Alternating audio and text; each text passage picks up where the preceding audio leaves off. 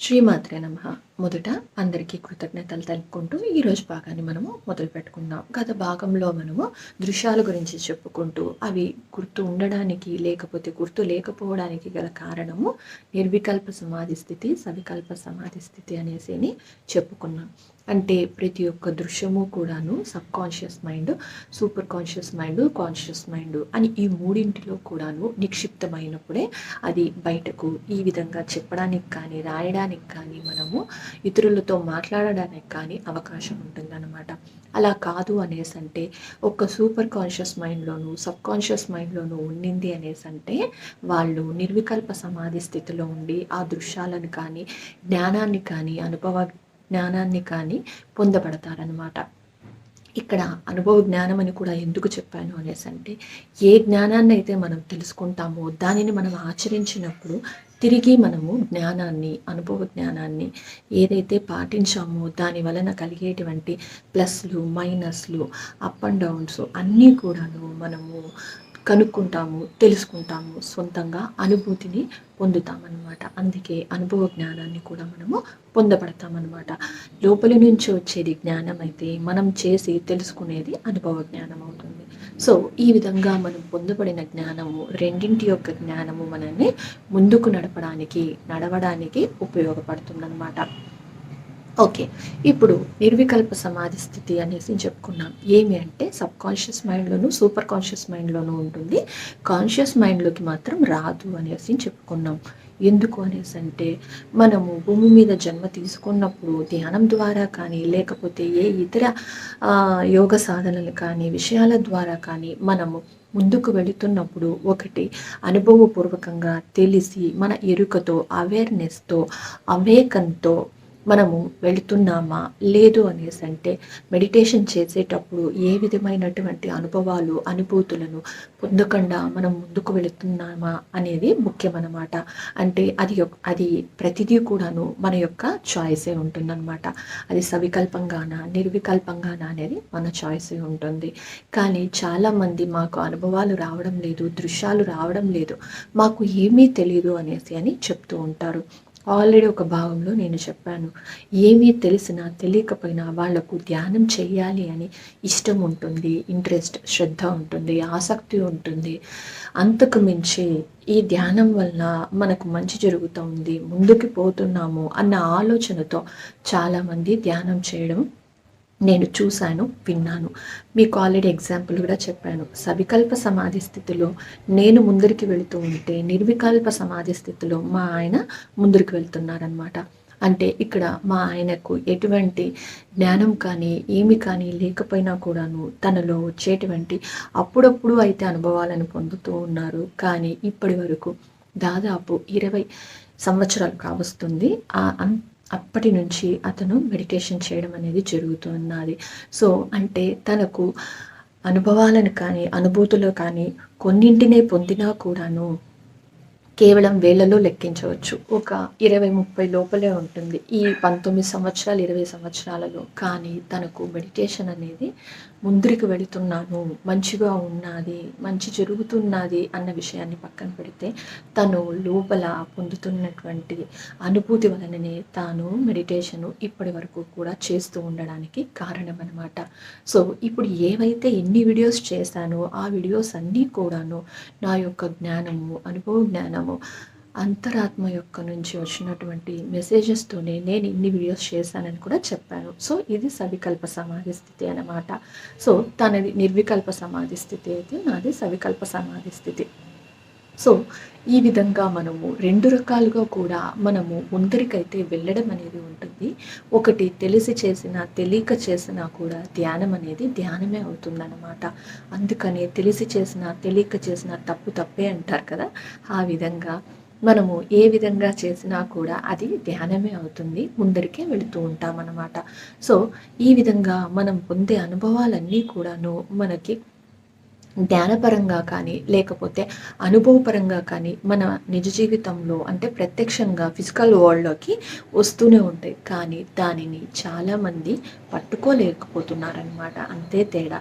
So నిర్వికల్ప సమాధి స్థితిలో కూడాను వాళ్ళు శరీర స్థితిలో కాన్షియస్ మైండ్లోకి ఆ జ్ఞానం అనేది ఎక్కింపబడుతుంది, రావడం అనేది జరుగుతుంది. కానీ దానిని వాళ్ళు సీరియస్‌గా కానీ, లేకపోతే శ్రద్ధగా కానీ ఎక్కువగా పట్టుకోగలిగితే వాళ్లకు అది అర్థమవుతుందనమాట.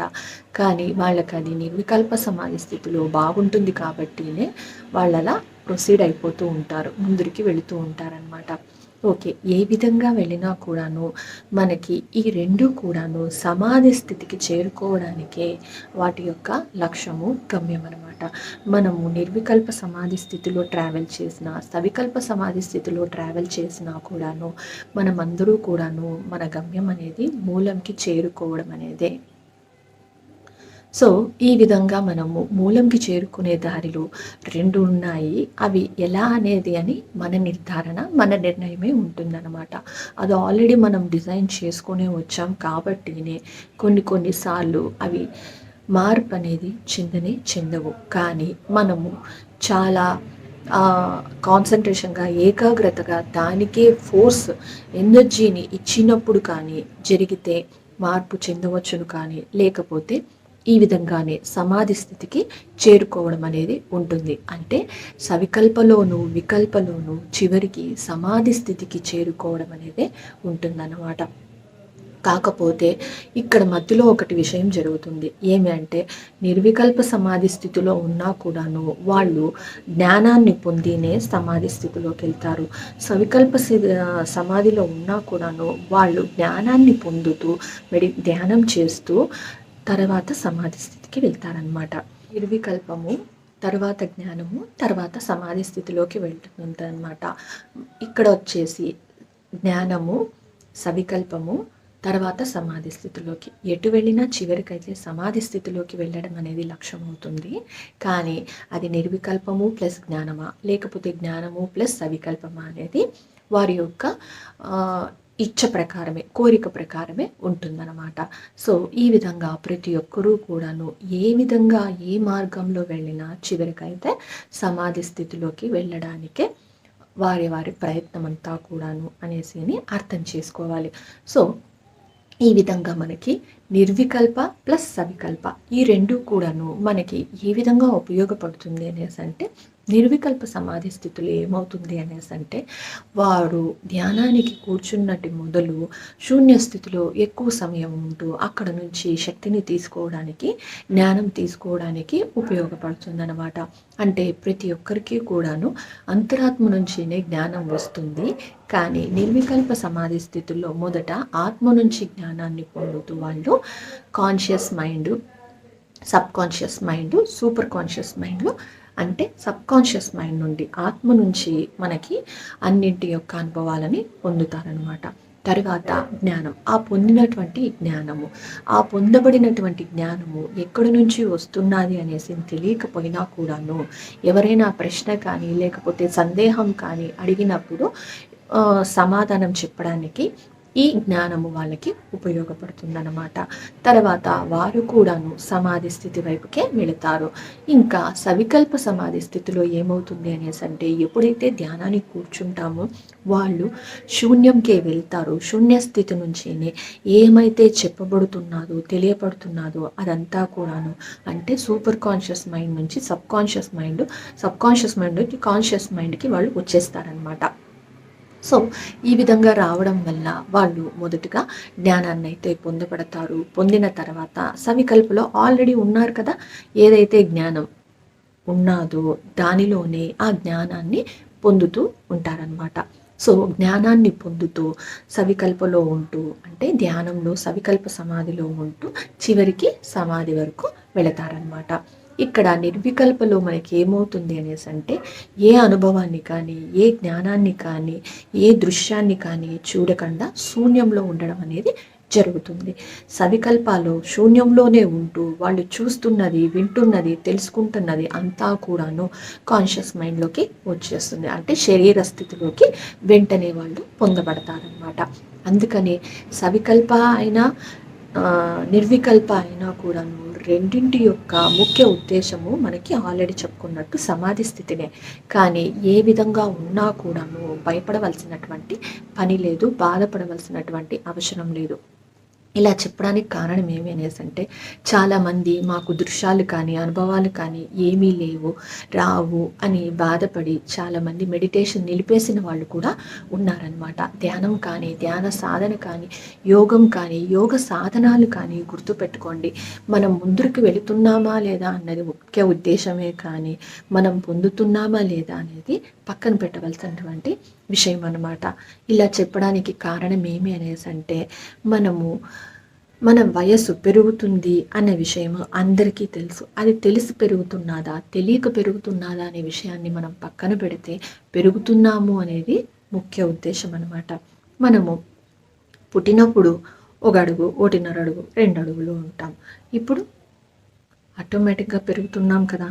మనం అదే పనిగా కూర్చొని పెంచాలి, పెరగాలి అనేసి అనుకోవటం లేదు. సో ఏ విధంగా అయితే తనకు తానుగా శరీరం అనేది ఇరుకుతో పెరుగుతూ ఉన్నదో, అదేవిధంగా ధ్యానం చేయగా మనము ముందుకు వెళ్ళడం అనేది జరుగుతూ ఉంటుందన్నమాట. కాకపోతే మనము చేస్తున్నటువంటి ప్రయాణం అంతా కూడాను నడకన, సైకిల్ మీదన, బండి మీదన, కారులోన, లేకపోతే ఏకంగా విమానంలోన, లేకపోతే ఒకేసారి ఎగిరి మన గమ్యాన్ని చేరుకుంటామా అనేది ఉంటుందన్నమాట. అంటే చాలామంది నడకలో ఉన్నాము, ఏరోప్లేన్లో ఎగరాలి అనుకుంటూ ఉంటారు. అంటే తొందరగా ఎదగాలి అనేసి అని అనుకుంటారు. ఇంకొంతమంది అసలు దీనిలో నడక కూడా కాదు, నత్త నడక మాదిరిగా ఉంటుందన్నమాట. కాబట్టి వాళ్ళకి ఏ అనుభవము లేదు, వేస్ట్ అనేసి ధ్యానం నిలిపేయడం కూడా జరుగుతూ ఉంటుంది. ఆధ్యాత్మిక వైపు కూడా పోకుండా ఉండడం కూడా కారణమవుతుందన్నమాట. కానీ ఇక్కడ అందరూ కూడాను గమనించవలసిన విషయం ఏమి అనేసి అంటే, మనకి ఏదైతే సూటబుల్, ఏదైతే మనకు సరిపోతుందో అటువంటి సాధనలు ఎంచుకోవడంలోనే మనము చేసేటువంటి ప్రయాణము ముందుగా వెళ్ళడానికి ఉపయోగపడుతుందన్నమాట. నేను ఆల్రెడీ ఒక భాగంలో చెప్పాను. దీనికంటే ముందు నేను హంపి మెడిటేషన్, అంటే హంపీలో ఉండేటువంటి అచ్యుత స్వామి అనేసి ఆ గురువు యొక్క మెడిటేషన్ని నేను చేశాను అనేసి. చేసిన 20 రోజులకి నాకైతే ఫలితాన్ని, లేకపోతే నేను ముందుకు వెళుతున్నాను అని తెలుసుకున్నాను. కానీ కూడాను ఇంకా తొందరగా వెళ్ళాలి, ఇంకా ముందుగా వెళ్ళాలి అన్న ఆలోచనతో నేను 20 రోజులు మాత్రమే చేశాను. కానీ తర్వాత ఏమి చేయాలి, ఏ సాధన చేయాలి అన్న ఉద్దేశంతోనే సంవత్సరం పాటు వెతకగా మా ఆయన ఆల్రెడీ చేస్తున్నారు. కానీ నేను ఇంకా మార్గం లేక, ధ్యానం అనేది నాకు తెలిసినా కూడాను ఈ మార్గంలోకి రావడానికి మా ఆయన పాపం 6 సంవత్సరాలు కష్టపడితే నేను ఈ ధ్యానంలోకి వచ్చానన్నమాట. అంటే నా పక్కనే ఉన్నా కూడాను నేను 6 సంవత్సరాల తర్వాత ఈ ధ్యానాన్ని నేను మొదలుపెట్టాను. సో ఆ విధంగా మనకి తొందరగా వెళ్ళాలి అన్న ఆలోచనతో, లేకపోతే మనకి తెలియకుండా మనం పొందుతున్నాము కానీ దానిని మనం ఒప్పుకోవడం లేదు. అంటే ఏ అనుభవాలు లేకపోయినా కూడా నిర్వికల్ప సమాధి స్థితిలో కూడా ముందరికి వెళ్ళాలి, వెళతాము అనేసి అన్న ఆలోచన ఉంటే వెళతాడనమాట. అలా కాదు, మాకేమీ రావడం లేదు అని అనుకుంటున్నారు కాబట్టినే ధ్యానాన్ని, ఇటువంటి సాధనలను కానీ, అంటే ఈ సాధననే కాదు ఏ సాధనలైనా కూడాను నిలిపివేయడానికి అవకాశం ఉండేదన్నమాట. సో మనం గమనిస్తే మనకు చెప్పినటువంటి గురువులు, అది ఏ విధమైనటువంటి మార్గమైనా కానివ్వండి, ఒక గురువు ఆ సాధన చెప్పినారు అనేసి అంటే ఆ సాధనలో అతను ముందుకి వెళ్ళడం కానీ, నిష్ణాతులు అవ్వడం కానీ చేస్తేనే, జరిగితేనే కదండి ఇతరులకి చెప్తారు. అంటే తాను ఆ లాభాన్ని పొందితేనే కదా ఇతరులకి చెప్పగలడు. అంతేకాకుండా ఇతరులను ఆ సాధనలు చేసి ముందుకు వెళ్ళమనే కదండి చెప్తున్నారు. సో ఆ విధంగా ప్రతి ఒక్కరూ కూడాను వాళ్ళకది సూట్ అయింది, ముందరికి వెళ్ళారు, లక్ష్యాన్ని సాధించుకున్నారు, ఛేదించుకున్నారనమాట. సో అలా మనకు అది సూట్ అయ్యింది, మనకు సెట్ అయ్యింది, సరిపోయింది అనేసి అనుకుంటే ఆటోమేటిక్గా మనము ముందుకు వెళ్ళడం అనేది ఉంటుంది. కొంచెం తొందరగా వెళ్ళాలి అని అనుకున్నప్పుడు ఇతర సాధనల కోసం వెతకడం అనేది జరుగుతూ ఉంటుందన్నమాట. అంతేకాని ఏది కూడాను తప్పైతే కాదు, పొరపాటైతే కాదు. ఆల్రెడీ మనం చెప్పుకున్నాం, నెగటివ్ అంటే ఒక చెడు ధ్యానములు కానీ, లేకపోతే చెడు ఉద్దేశంతో కానీ, చెడు మార్గాలలో కానీ కూడా వెళ్ళేవాళ్ళు ఉన్నారు. అలా వెళ్ళినప్పుడు వాళ్ళు మనం నేరుగా ఇలా తింటాము, వాళ్ళు గుడి చుట్టూ తిరిగి గుళ్ళోకి వచ్చినట్టు ఇలా తింటారనమాట. తేడా అంతనే.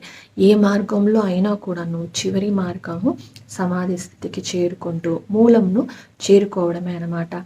సో మనము మెడిటేషన్ చేసేటప్పుడు లేకపోతే ఏ సాధనలైనా కూడా, యోగ సాధనలైనా కూడాను చివరి గమ్యము మనం చేరుకోవలసినది అంతరాత్మనే. కానీ ఈ అంతరాత్మను, ఈ సమాధి స్థితిని చేరుకునే క్రమంలో మనకి మధ్యలో కొన్ని వస్తాయన్నమాట. వాటినే మనము సిద్ధులు అని అంటాం. సో శరీరము, బుద్ధి, మనసు, ఆత్మ, అంతరాత్మ. మనం ఆల్రెడీ చెప్పుకున్నాం. మనసు అనేది శరీరానికి, బుద్ధికి, ఆత్మకు, అంతరాత్మకు వారధి అని. సో ఈ వారధి మనసు అని చెప్పడానికి కానీ, ముఖ్యమని చెప్పడానికి కూడా కారణం ఏమి అంటే దానికి కూడా ప్రత్యేకమైనటువంటి విశేషము ఉంది అన్నమాట. సో దీని గురించి తర్వాత భాగంలో చెప్పుకుందాం. అప్పటి వరకు కృతజ్ఞతలు ఫ్రెండ్స్. Thank you.